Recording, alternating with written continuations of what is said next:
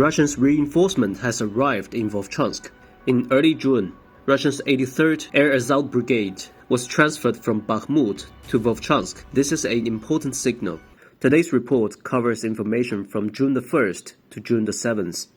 During the past week, the Ukrainians carried out the major counter-offensive in Vovchansk. They crossed the Vovcha River and took back 2 districts. The Ukrainian main force for counter-offensive are 82nd Airborne Brigade and the 3rd Tank Brigade. For the Russian side, the 138th Brigade and 25th Brigade are operating here, both of them from the 6th Combined Army. The Ukrainian Ministry of Defense report shows that a battalion, a reconnaissance company, and a sniper company of the 83rd Separate Air Assault Brigade are engaged in combat in Vovchansk. This is the first time a Russian Airborne Brigade are engaged in Vovchansk. Along with the 2nd Division and the 47th Tank Division of the 1st Guards Tank Army, the Russians have gathered a strong army here. What's more, the Ukrainian COD report tells that despite the slowed pace of advancement in Vovchansk direction, there are no signs of the enemy transitioning to defense on this direction, unlike on the Lyptsi direction. What does it mean? In Lyptsi direction, the Russians are in defense now.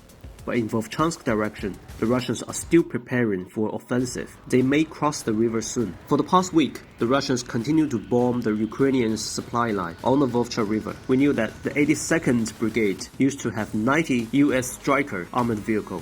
This is a picture of the Vovcha River. We can see the river is shallow, but you still need a bridge for the armored vehicle to cross. So the Ukrainians built up 2 bridges, and the striker tried to cross the river, but unfortunately, it was destroyed right on the bridge. This striker is very likely belongs to the 82nd Brigade. We can see that Russians have a strong force in North Vovchansk. Why the Ukrainians still cross the river to attack? It's very likely because of the Swiss Peace Conference on June the 16th. If the President of Ukraine wants some good result from this conference, they need some results from the battlefield. If the Ukrainian army are able to push the Russians back to the border, that would be perfect. If they push them out of Vovchansk, that is still okay. So we can tell this is not a military decision, it's more like a political decision. Now the Ukrainian and Russian main force are concentrated in Vovchansk main district, and it's very likely the Ukrainians will attack from the west to flank the Russians. From June the 2nd to June the 5th, the Ukrainians start counter-offensive near Staromaiorske, and they gathered a lot of forces in the forest.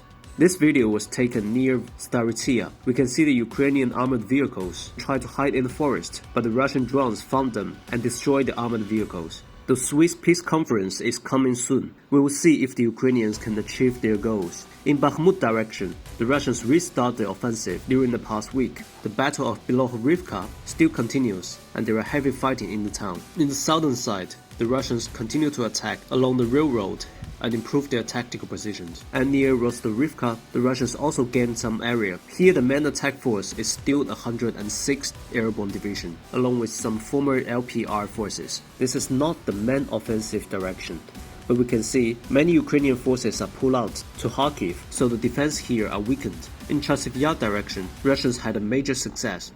On June the 4th, the Russians captured Kalinina, which is a village north of Chasiv Yar. Here we can see there are 2 residential areas east of the canal. One is Kalinina, and the other is this micro-district. If the Russians captured Kalinina, then they can attack south and go into the forest and attack the micro-district in the south. If any one of these 2 towns falls, the other one cannot hold long.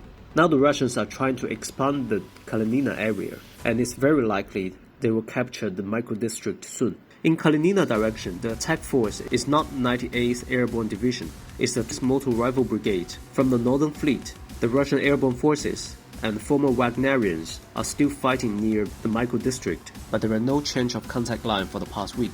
In Avdiivka direction, Russians restart the offensive. The Russians attack Novo-Alexandrivka and control the fields here. The Russian 35th Separate Guards Motorized Rifle Brigades is operating here, along with the 30th Brigade, both of them from Central Military District.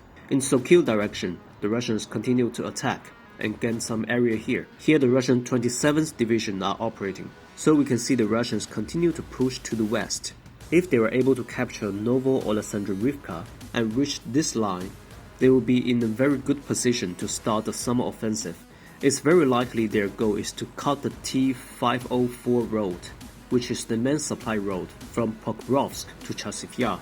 In its lobby direction, during the past week, the Russians pushed west and entered the next town Avdiivka. They control the residential areas outside the village. Now the Russians can attack from the forest and enter this town.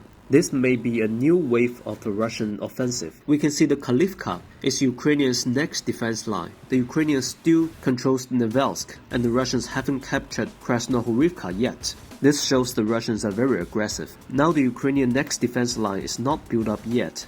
If the Russians are able to push to this area and capture Avdiivka, then the Ukrainian next defense line will be broken. In Paraskoviivka, there are no change in the contact line for the past week. The Russian 5th Brigade, which is former DPR force, haven't had rotation for at least 2 months. Now the 114th Brigade is transferred here during the past week. This is also a former DPR force. They fought well in the Battle of Avdiivka. It's very likely the Russians will restart the offensive next week. In Konstantinivka direction, the Russians had a major success. On June the 4th, the Russians captured Paraskoviivka, which is a small village between Novomikhailivka and Konstantinivka. The Russians also attacked here and captured these fields. If they continue pushing, they will be able to capture this area and threaten Konstantinivka from the north. Here the attacking force is the 20th Guard Motor Rifle Division of the 8th Guards Combined Army. This direction has been quiet for at least a month. We will see if the Russians continue pushing to Konstantinivka. In Staromaiorske direction, the Russians continue to attack. On June the 5th, the Russians successfully captured the whole village of Staromaiorske. The Ukrainians still controls Uruzan in the east. Many Ukrainian forces are pulled out to support Kharkiv. Only 58th and 128th Brigades are operating here, along with some territory defense forces. The Ukrainian defense are weakened. On the Russian side, 127th Division from the 5th Combined Army, along with the 37th and the 60th Brigade. To conclude, during the past week, the Ukrainians carried out major counter-offensive in Vovchansk and retake 2 blocks. But it's unlikely they will be able to push the Russians out of the whole city. The Ukrainians pulled out so much forces to start a counter-offensive in Kharkiv direction, so the east and southern fronts are weakened. That's why the Russians are able to take 3 towns.